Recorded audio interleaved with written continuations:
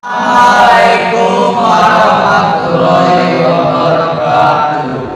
We will show a story of elephant and friend.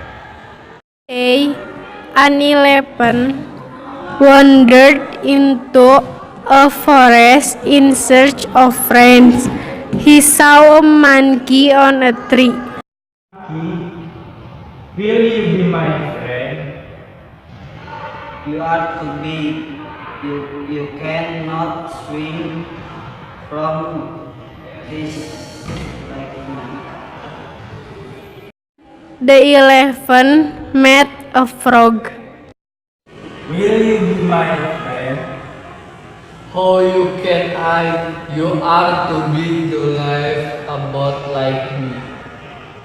The next day, the elephant saw all the animals in the forest running for their lives.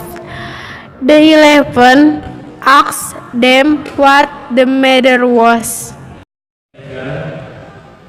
Do not eat up this for animals.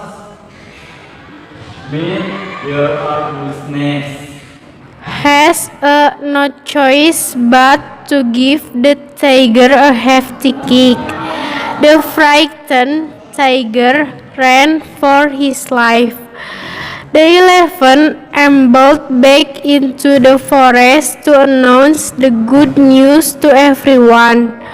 All the animals thanked the elephant. They said, The lake said to be our friend.